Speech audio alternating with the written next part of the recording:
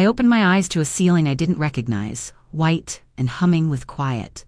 My body felt like it had been borrowed and returned damaged. The air was sharp in my throat, like I hadn't breathed in days. I looked to the side, expecting a nurse, maybe silence. But I saw him, standing there, my own son.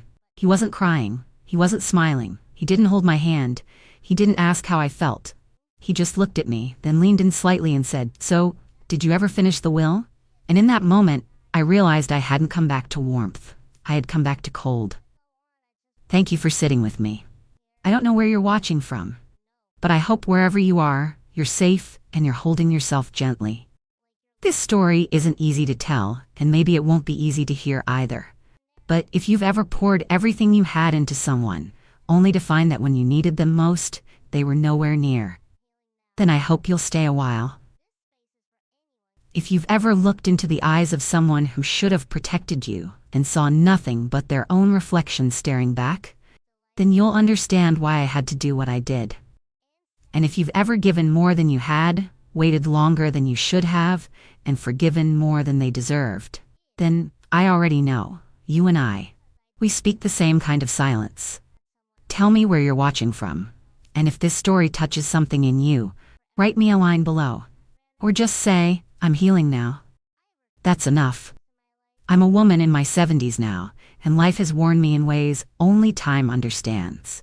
I've worked as a cleaner, a cook, a cashier, and at one point, I even ironed shirts for the neighbors just to keep the lights on. There was no husband in the picture, no one to share the load, no one to ask what I needed. It was just me, and the little boy who used to sleep with his hand wrapped around my finger like he didn't want to let go. I remember holding him in the middle of the night while the rain beat against the roof, whispering to myself that somehow we'd be all right. I gave up college for him. I sold my wedding ring when he needed a uniform for school. I walked to work so I could save bus fare to buy his birthday cake, even if it meant I showed up with sore feet and tired eyes. I remember the joy on his face when he saw candles glowing in the kitchen, and I told him to make a wish, even though I didn't have one of my own left. I sat in crowded auditoriums, clapping louder than anyone else, even when he stumbled over his lines or forgot the words. I sewed buttons back on his shirts and packed lunches with notes inside. He was mine, and I was proud of that. Even when I had to choose between paying rent and buying him new shoes, I chose his comfort every time. I told myself that love like this would last, that it would come back to me when I needed it. But somewhere along the way, his eyes stopped softening when he looked at me. His calls came less often. He started forgetting things. My birthday, my favorite tea, the sound of my voice.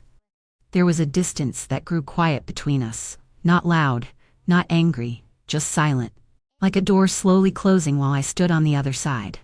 And the hardest part? I kept telling myself it was just a phase, that he'd come back around, that maybe the world had just hardened him a bit. But the truth sat heavy in my chest, long before I could say it out loud. Something inside him had shifted, and I wasn't sure he remembered who I was anymore. It was a Tuesday. The kind of gray that settles into the bones. Rain tapped at the windows like it was trying to warn me of something, but I didn't listen. I remember folding laundry, the warmth of the towels still clinging to my fingers, and thinking I'd sit down just for a moment. My back ached more than usual, and my vision felt like it had smudges on the edges. I told myself it was nothing, just a long day, just a little tired, just getting older. I walked into the living room, holding on to the laundry basket with one hand and the armrest with the other, and then it hit me. The floor didn't feel steady. My knees buckled, the basket tipped, and I remember whispering, not crying out, just whispering, "Not yet," as everything tilted sideways.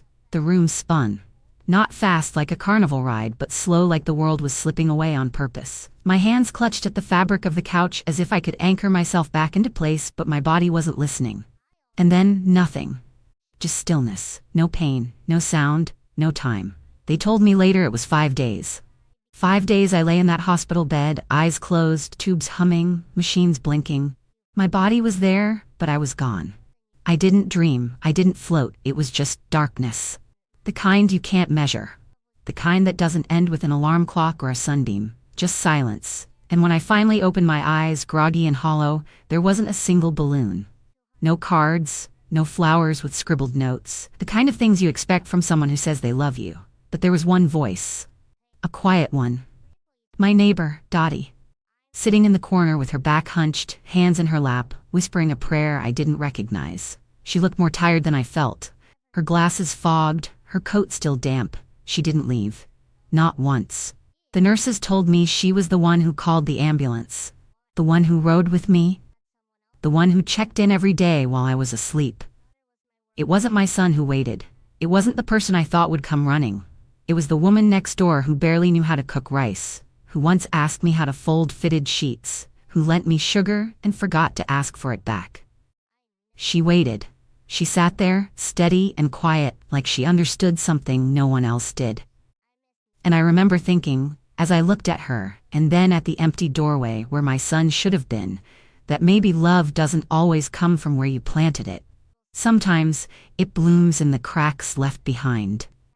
I was still floating somewhere between sleep and waking when I heard the soft shuffle of shoes on the hospital floor. The lights above me were dim, but the beeping of machines reminded me that I was still tethered to something. My body felt heavier than I remembered, like it had been carrying someone else's weight for days. The nurse leaned in gently and brushed my hair from my forehead with the back of her glove. She smiled and said, almost cheerfully, "Your son's here." For a second I felt something shift in me. Hope, maybe. Relief. I thought maybe he'd come rushing in with tears in his eyes, arms wide, voice cracking as he said my name.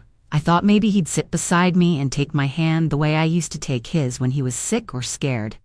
I pictured him saying, "I was so worried," or maybe even, "I thought I lost you."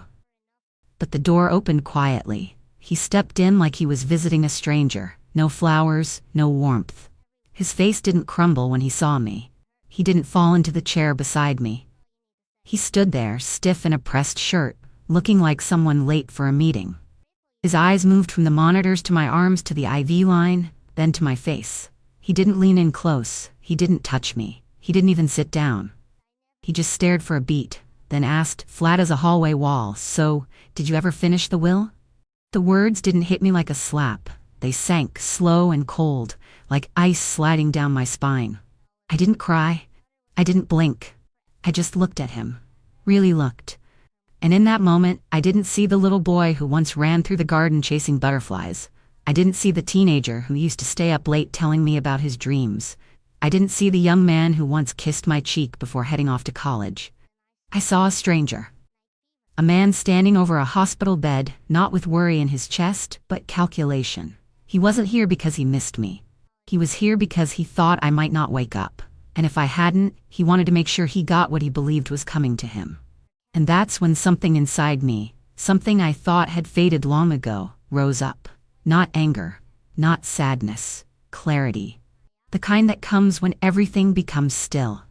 I realized the story I had been telling myself for years, that he was busy, that he was tired, that he meant to call, was just that. A story. One I had written out of love, but love without truth is just hope pretending to be enough. So I lay there, barely able to speak, barely able to lift a hand, and I decided. This story, it wasn't going to end the way he expected. Not with silence, not with surrender, not with a signature on a line he was already picturing. No. This story was changing, and I was going to write the ending myself. Later that evening, after the nurse adjusted my pillows and dimmed the lights, I asked her in a voice barely above a whisper if she could bring me the hospital phone. She hesitated, thinking I might be too weak, but I repeated myself slowly, and she nodded. I didn't call family. I didn't call him. I called the man who had helped me settle my affairs years ago when I first thought of writing a will. The quiet, patient lawyer with glasses too big for his nose and the calm of someone who'd seen everything and judged nothing. The call was short. I said my name. I told him where I was. Then I said 6 words that came from someplace deep and tired. I need to rewrite the will. There was no emotion in my voice, no trembling, just resolve. By morning, he was there. He didn't bring a briefcase, just a folder and a pen, and the kind of eyes that don't ask unnecessary questions. The nurses tried to give us space, but Dottie refused to leave.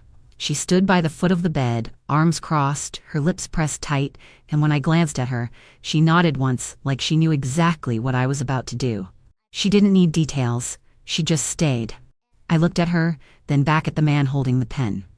I took a breath and said, "I'm not dying, but my patience did."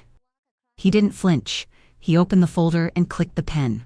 I began to speak, slowly at first, then with more certainty as I went. I named organizations I believed in. I listed a scholarship fund for young women who worked full-time while studying. I added Dottie's name, my neighbor, my unexpected witness to both silence and truth. I removed my son's name from every part of it. Every account, every property, every stitch and stone, every line he had waited for, gone. Every sentence he hoped to inherit, rewritten. Not out of spite, not out of bitterness, but because I finally understood something I had spent my whole life denying. Love, real love, does not have to reward neglect. And with every word I dictated, I felt lighter. It wasn't revenge, it was release. I wasn't trying to hurt him. I was just done pretending he hadn't already hurt me. I didn't speak in anger. I didn't raise my voice. I just drew a new map for my life. One where my final chapter was not written by the hands that only showed up when the ink was nearly dry. When it was over, the lawyer packed the folder carefully and slid it into his bag. He looked at me with a soft nod, then at Dottie with something almost like admiration. Before he left, I said one more thing, quietly but firmly, so it could live in the air. Make sure he gets a copy. And make sure it arrives with silence. Let the words do the talking. Dottie walked over and placed her hand on mine. No words, no questions. Just warmth. And in that moment, I knew I had done something not just necessary, but right. After the lawyer left and Dottie helped adjust the blankets around my legs, the quiet came back again. Not the kind that feels peaceful, but the kind that makes you think. The kind that doesn't let you look away from what's been sitting in your chest for years. And that's when the memories started to surface. Not loud, not dramatic, just steady. They came like waves, not to knock me over, but to remind me how long I'd been standing in the tide.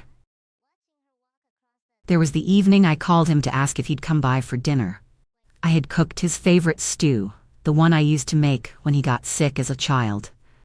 I spent the whole day preparing it, kneading the dough, chopping the vegetables just the way he liked, letting the pot simmer until the house smelled like something sacred. I called him mid-afternoon, smiling without meaning to, already picturing him sitting at the table, reaching for the bread with both hands like he used to. He picked up, but his voice was clipped, cold. He didn't ask what I was cooking. He just said, "I'm busy, I'll let you know." He never called back. I packed the stew in containers and put them in the freezer. They stayed there until frost coated the lids, and I finally threw them out with the rest of the leftovers from my hope. There was my birthday, a quiet morning. I waited, brushing my hair, changing my dress 3 times, checking the phone like a child waiting for a call from someone they look up to. I thought maybe he'd show up with a card, or a cake, or just a hug. But instead, he called in the evening and said, "I've got too much going on, I'll catch you next week." I remember standing in my kitchen, phone still pressed to my ear, staring at the candle I had lit for myself. I blew it out without making a wish. Some years, you learn not to ask for anything. And then there was Christmas. Not the quiet forgetting of a small gift, but the full silence of being erased. I called him that morning, hoping to hear the sound of wrapping paper in the background or maybe the laughter of others. But there was no answer. No call back. Days passed. I told myself maybe he was out of town, maybe his phone had died, maybe. But then I saw a photo online, posted by someone else. He was at a party, smiling, surrounded by lights and cheer. And I wasn't even a thought in the background. I used to make excuses for him. I told myself he was just overwhelmed, that work was pulling him in too many directions, that he'd come around eventually. I called it stress. I called it ambition. I called it growing pains. But the truth is he was only ever warm when he needed something, when the bills were too high, when rent was due, when a check needed signing. That's when the "Hey Mom" would come, soft, familiar. Almost enough to make me forget. Almost, and for too long I let that be enough. I settled for scraps of affection. I waited for phone calls that never came. I told my friends he was just tired. I told myself he'd remember me once things slowed down. But now, lying in that hospital bed, papers signed, pen put away, I saw the whole story with both eyes open. And it wasn't a story about a son who got too busy. It was a story about a mother who kept hoping he'd become someone he never tried to be. The day they told me I could go home, the nurse brought in a wheelchair with a little blanket folded across the seat and smiled like she was delivering good news. But I didn't smile back. I didn't ask who would be coming to pick me up. I already knew no one would. And I had no intention of going back to that house, not just yet. There was a different place I needed to go first. Not for comfort, for closure. I signed the release forms with a slow, steady hand, thanked the nurse for her kindness, and asked her to call a cab. She offered to help me get home, even asked if I had family nearby. I just nodded and said, "I have somewhere to be." She didn't push, just wrapped the blanket around my knees and wheeled me to the entrance. The courthouse wasn't far. I had called ahead, told the lawyer to meet me there. When the cab pulled up in front of those concrete steps, I asked the driver to wait, but deep down, I knew I wouldn't need the ride back. I was about to unthread myself from the life I had stitched too tightly around someone who never wore it with care. Inside, the air smelled like ink and old paper, the kind of place where things become permanent. The lawyer brought a stack of documents, deed transfers, beneficiary removals, bank directives. I read every line, not out of vengeance, but because I wanted to feel every step of it. I wanted no part of it to be done in anger or haste. I wanted peace, and peace doesn't come from shouting. It comes from decision. That house he thought he'd inherit, with the garden I watered every morning, the wooden floors I polished on Sundays, the photos still sitting on the shelf even when the memories had faded, was no longer his to imagine. I placed it in a trust, one that protected it from his hands but kept the spirit of the home intact. It would become a safe place for women starting over. Women who knew the ache of giving too much and receiving too little. The savings account he once hinted at when he asked about my plans, that money was split between 3 local charities. A school library, a community kitchen, a shelter with a waiting list full of names just like mine, only younger, still learning where to draw the line. Even the furniture he admired last Christmas, the cherrywood dresser he said looked expensive, the armchair he called vintage, I had it all sent away. Donated. Carried out quietly before the dust even had time to settle. I didn't keep a single item that held a trace of false hope. Not because it hurt me to look at, but because I no longer needed to convince myself that it was meant to be passed down. By the time the papers were stamped, signed, and sealed, the lawyer looked at me and asked if I wanted a copy sent to him. I shook my head. "No," I said. "Let the silence deliver it first." I walked out of that courthouse slower than I used to, but lighter than I'd felt in years. I didn't feel victorious. I felt honest. And when the cab driver asked, "Home now?" I gave him a different address. Because the place I used to call home, that was no longer the finish line. It was just the setting of a chapter I had finally closed. It didn't take long. Just a few days after everything was finalized, after the ink had dried and the locks had been changed, the letter found its way to him. The lawyer had sent it by registered mail, no frills, no pleasantries, just the legal truth folded neatly inside a white envelope that probably felt heavier than he expected. I didn't see his face when he opened it, but I've imagined it many times, not with joy, but with clarity. He thought he'd open it and see everything fall into place. Names he recognized, numbers he counted on, a signature at the bottom with mine curved in soft ink like a blessing he didn't deserve. But what he found instead was one sentence, typed plainly, standing in the middle of the page like a doorway he could no longer enter. "You asked too soon." That was all it said. No explanation, no apology, just a truth he could not argue with. Because it was never about the money. It was about the moment. That moment in the hospital, when I was still weak, still half-tied to machines and pain, and instead of asking if I was scared or in pain or relieved to be alive, he asked about the will. That moment burned itself into me like a scar I didn't want to hide anymore. The first voicemail came quickly. His voice was sharp, frantic, pretending to be confused. "Mom, I don't understand. Can we talk about this?" The second one came a few hours later, angrier, rushed. Is this some kind of mistake? This isn't fair. After everything I've done. The third came late at night, quieter but still tinged with something bitter. I was just trying to make sure things were in place, for your sake too. But by then, I had turned the volume off. I used to wait for his calls. I used to sit by the phone and count the rings, hoping he'd pick up when I needed him most. Hoping maybe this time he'd remember something small, like the sound of my laugh or the name of my favorite flower. I used to cry when I heard his voicemail instead of his voice. I used to wonder if I had done something wrong, if I had expected too much, if maybe I had been too quiet or too soft or too present. But not anymore. Now when the phone lights up and his name flashes across the screen, I don't flinch. I don't feel a single pull in my chest. I don't even wonder what he'll say. I let it ring. I let it go. And when it stops, I smile, not out of cruelty, but out of peace. Because I finally understood that silence can be an answer too. One that says, I'm done performing. I'm done explaining. I'm done handing out pieces of myself to someone who only ever showed up to collect, never to care. He can keep calling if he wants. He can fill my inbox with words that try to rewind time. But I won't be reaching back. Because the message has already been sent. And this time, it wasn't written in love or anger. It was written in clarity. You asked too soon. And I finally stopped answering questions that were never about me in the first place. It was a Saturday morning, the kind where the sun comes in soft through the curtains and everything feels quiet enough to breathe. I had just poured myself a cup of tea, the kind I always made when I needed to feel grounded, strong, no sugar, just heat and truth. I heard the knock before I saw him. 3 hard raps, fast, like the sound of someone who'd run out of patience, but not out of entitlement. I knew it was him before I looked. There was a heaviness to the knock, a familiarity I had carried for far too long. When I opened the door, he stood there, hair tousled, breathing shallow, eyes sharp with something that wasn't grief, but something close to it. Disbelief maybe, anger that couldn't find a proper place to land. He didn't wait to be invited in. His voice cracked, but not from sadness. Mom, how could you do this to me? The words hit the air like a whip, fast and full of expectation. As if betrayal only worked one way.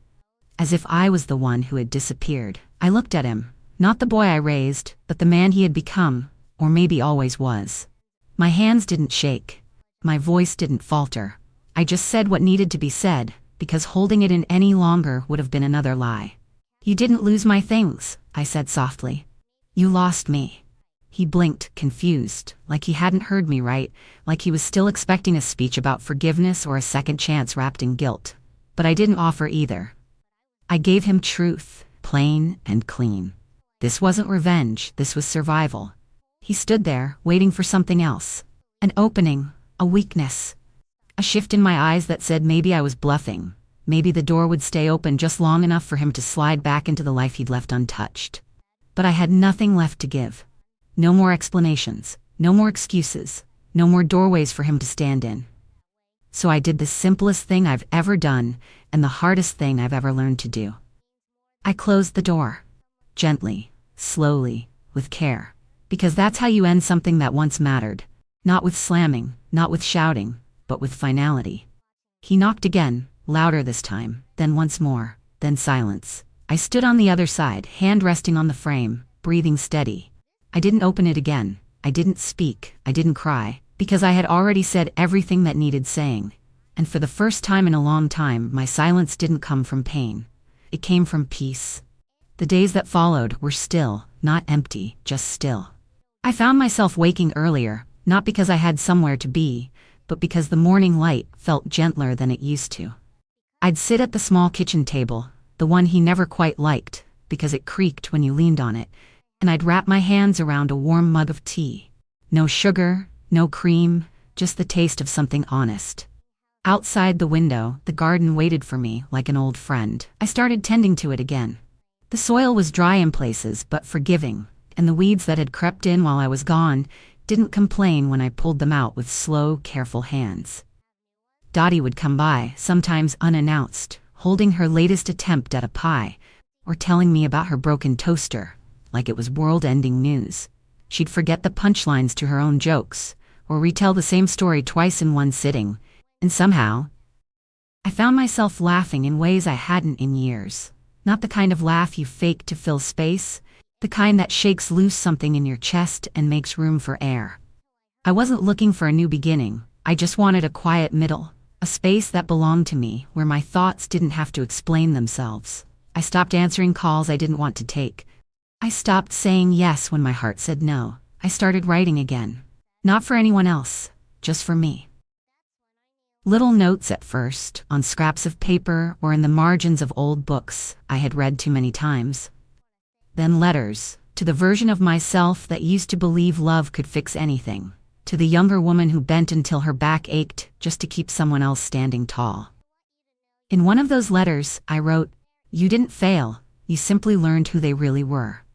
And when I read it back to myself, I didn't feel shame or regret. I felt release. The kind that doesn't need validation. The kind that walks quietly beside you when everyone else turns away. I no longer needed applause. I no longer measured my worth by someone else's approval. All I wanted was a quiet home, a blooming garden, and the freedom to exhale without bracing for disappointment. Silence, for the first time in a long time, became my peace. Not the kind that feels like loneliness, but the kind that wraps itself around you gently and says, "You've done enough." And in that stillness, I found a kind of healing I never knew I was allowed to claim. It was sometime in late autumn, the leaves already scattered across the path in front of my house, curling at the edges like paper left too long in the sun. The air had that soft chill that makes everything feel honest. I was clipping back the lavender near the porch when I saw the car pull up. The engine idled longer than it needed to, like it wasn't sure it had the right to be there. And then he stepped out. His hands were full, a wrapped box under one arm, a paper bag in the other, and something in his eyes that looked like regret, but not quite deep enough to reach the center. I stood still, pruning shears resting gently in my palm, and watched as he made his way up the walk I used to sweep before his visits, the same walk he hadn't touched in months. When he reached the steps, he paused, as if he expected the door to open for him. As if time had reset itself and all he had to do was say the right thing, and everything would return to how it was. He looked older than I remembered. Or maybe it was just the weight of finally seeing me not waiting. He cleared his throat, held the gift a little higher and said, "I miss you." His voice cracked just enough to be convincing to someone who hadn't heard silence stretch as long as I had. I nodded, once, slowly, and stepped forward. I took the box from his hand, not out of warmth, but because I knew what to do with things that no longer belonged to me. I walked to the door, opened it just wide enough to place the box gently on the floor inside, then closed it again. I didn't open it. I didn't ask what was in it, because I already knew it wasn't what I needed. He stood there, shifting his weight, trying to fill the space with words. "I was wrong," he said. "I didn't mean to make you feel forgotten."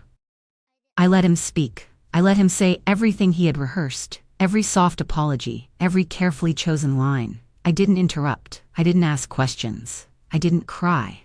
He expected forgiveness in a box, wrapped in ribbon, delivered with lowered eyes and softened tones. But I gave him something else. I gave him boundaries. Not the kind you build with walls or locks, but the kind made of silence and self-respect. The kind that says, you can speak but you don't get to stay. He looked past me, trying to peer into the house he once walked through like it belonged to him. I didn't move aside. I didn't step back. I stood in the doorway, calm and unshaken, and when his words began to run dry, I simply said, "I hear you." And that was all. No invitation, no unraveling. After a few moments, he looked down at his feet, then back up at me and finally understood. This wasn't about punishment. This was about truth. I had let him speak, but I had also let him go. He turned, slowly, walked back down the path, and drove away without another word. I didn't watch the car disappear. I turned back to my garden, the shears still waiting in the grass, and knelt beside the soil. There was work still to be done, and peace that didn't require his return to be complete. Love is not a debt.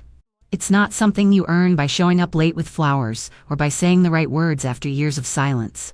It's not something you inherit, not something written into papers, not something guaranteed because of blood or time. Love lives in presence, in small, consistent care, in remembering without being reminded. And when it's missing, When it's used like a ladder to climb over someone's worth, it stops being love and becomes something else entirely. He thought I wouldn't wake, that I'd drift off quietly and leave the world behind with no questions, no changes. But I did wake. And when I did, I didn't just open my eyes, I saw clearly. The things I used to excuse, the distance I used to chase, the silences I used to fill with hope. All of it laid out plain before me. And I chose not to go back to sleep. Have you ever been betrayed by someone you loved the most? If you have, I hope you'll tell me. Or if the words are too hard to find, just write, "I'm healing now." That's enough. And if you've ever felt like your silence was mistaken for weakness, if you've ever been left behind and found strength in the stillness, then I hope you'll subscribe. I'll be right here. This light? It's for you. Thank you for watching. See you on the next video.